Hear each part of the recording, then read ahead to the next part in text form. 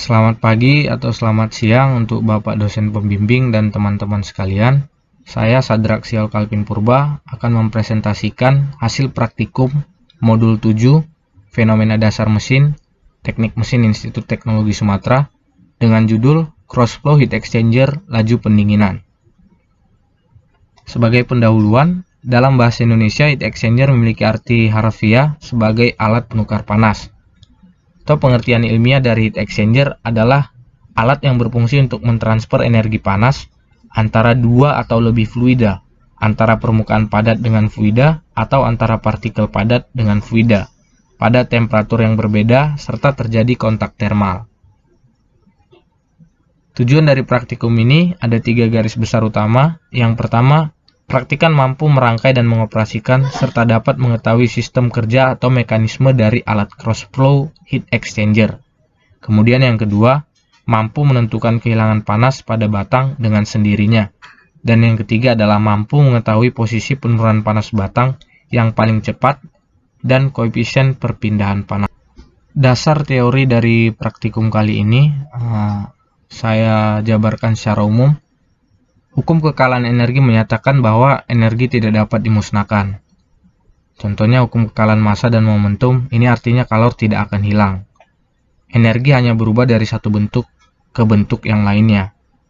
Kalor dapat diangkut dengan 3 macam cara, atau kalor dapat berpindah dengan 3 cara secara umum, yaitu radiasi, konveksi, dan konduksi. Radiasi ialah perpindahan kalor melalui gelombang dari suatu zat ke zat lain. Pada hakikatnya, proses perpindahan kalor radiasi terjadi dengan perantaran foton dan juga gelombang elektromagnet. Kemudian konduksi, yang dimaksud dengan konduksi adalah pengangkutan kalor melalui satu jenis zat. Arah aliran energi kalor dari titik yang bersuhu lebih tinggi ke titik yang bersuhu lebih rendah. Kemudian yang ketiga, konveksi. Dan yang menjadi fokus praktikum kali ini adalah perpindahan kalor oleh gerakan dari zat yang dipanaskan. Proses perpindahan kalor secara konveksi merupakan satu fenomena permukaan. Proses konveksi hanya terjadi di permukaan bahan. Konveksi ini terbagi menjadi 2, yaitu konveksi bebas dan konveksi paksa. Untuk heat exchanger atau penukar panas, selalu dirancang sebisa mungkin agar perpindahan panas antar fluida dapat berlangsung secara efisien. Ada beberapa tipe aliran pada sebuah heat exchanger. Antara lain ada counter current flow atau aliran yang berlawanan arah. Kemudian ada parallel flow atau co-current flow atau aliran searah. Kemudian ada cross flow atau aliran silang. Ada cross counter flow atau aliran silang yang berlawanan. Untuk cross flow heat exchanger adalah 2 fluida yang mengalir di heat exchanger. Tipe ini memiliki arah yang saling tegak lurus atau bersilangan. Secara termodinamik, tipe ini memiliki efisiensi perpindahan panas yang lebih rendah daripada tipe counter flow, tetapi lebih tinggi daripada tipe parallel flow. Metodologi percobaan. Dalam percobaan kali ini dilakukan selama 150 detik dengan interval pengambilan data selama 10 detik. Yang diambil adalah data temperatur, perubahan temperatur T1 dan T2, yaitu temperatur inlet dan temperatur pada heated rod berdasarkan fungsi waktu. Kita lihat gambar di sebelah kiri adalah heated rod yang sedang dipanaskan. Kemudian yang di sebelah kanan adalah area kerja, di mana nantinya heated rod akan ditempatkan bergantian pada kolom 1, 2, 3, dan 4 pada area kerja, pada bagian tengah area kerja. Selain ditempatkan pada kolom yang bergantian, dilakukan juga perubahan besar bukaan katup udara.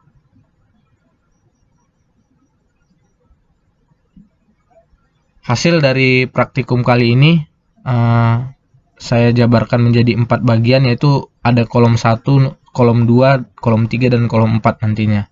Ini adalah tabel hasil data kolom 1 dengan katup udara bukaan 100% dan katup udara bukaan 80%. Dapat dilihat selang waktunya selama 150 detik. Diambil data setiap 10 detik. diperoleh T1 yang relatif sama dan T2 yang berubah-ubah. Begitu juga dengan bukaan katup udara 80%, T1 relatif konstan, sedangkan T2 berubah. Kemudian data ini diformulasikan dengan logaritma basis 10, yaitu untuk perbandingan T2 min T1 pada bukaan 100 dan 80%. Kemudian data ini diplotkan ke dalam grafik, sehingga dapat dilihat perbandingan waktu dan perbandingan antara waktu dengan logaritma basis 10 T2 min T1. Dapat dilihat pada grafik ini, garis berwarna biru mewakili katup udara bukaan 100% dan jingga adalah bukaan katup udara sebesar 80%. Kemudian pada kolom 2 dengan bukaan yang sama yaitu 100% dan 80% untuk katup udaranya. Dengan lama yang sama pula yaitu 150 detik dengan interval pengambilan data selama 10 detik. Dapat diperoleh temperatur inlet dan temperatur pada heat rod. Kemudian dilakukan perbandingan temperatur, penurunan suhu temperatur. Begitu pula dengan bukaan katup udara 80%. Dilakukan pengambilan data dengan waktu yang sama dan interval yang sama. Kemudian data ini diperoleh dalam bentuk logaritma, diplot ke dalam grafik. Dapat dilihat kembali garis biru tetap mewakili bukaan katup udara sebesar 100% dan garis berwarna jingga mewakili bukaan katup udara sebesar 80%. Pada grafik kali ini terlihat ada penyimpangan yang cukup besar. Ini bisa saja diprediksi terjadi karena adanya faktor lingkungan ketika praktikum berlangsung. Kemudian pada kolom 3 dilakukan hal yang sama, pengambilan data setiap 10 detik selama 150 detik. Data T1 dan T2 didata dalam tabel, kemudian dilakukan pengurangan T1 min T2 dan diperoleh logaritma basis 10 T2 min T1 nya untuk bukaan katup 100%, posisi heat rod di kolom 3. Demikian pula dilakukan saat bukaan katup udara sebesar 80%, posisi heat rod di kolom 3. Dari data ini diperoleh hasil logaritma basis 10 T2 min T1 untuk bukaan 100% dan 80%, kemudian diplot ke dalam grafik. Diperoleh garis biru mewakili bukaan katup yang 100% dan garis jingga mewakili bukaan katup yang 80%. Yang terakhir adalah posisi heat rod pada kolom 4. Percobaan dilakukan selama 150 detik dengan interval pengambilan data setiap 10 detik. Temperatur inlet dan temperatur pada heat rod dicatat dalam tabel. Kemudian dilakukan perhitungan T2 min T1. Demikian pula dengan bukaan katup 80% dilakukan hal yang sama. Kemudian diperoleh data logaritma basis 10 T2 min T1 pada bukaan katup 100%, logaritma basis 10 T2 min T1 pada bukaan katup 80%. Kemudian data ini diplot ke dalam grafik kembali, dapatkan perbandingan antara penurunan temperatur terhadap fungsi waktu.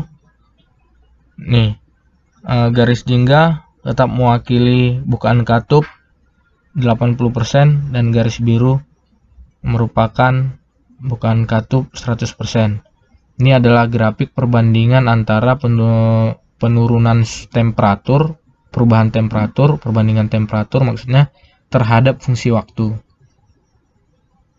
atau diformulasikan dalam bentuk logaritma basis 10 T2 min T1.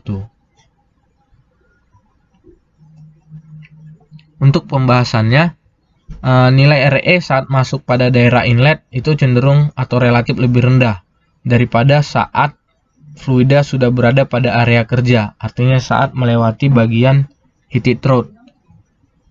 Dalam tipe aliran cross flow heat exchanger, aliran akan semakin mengalami turbulen saat semakin dekat dengan daerah downstream, atau artinya semakin menjauhi kolom pertama.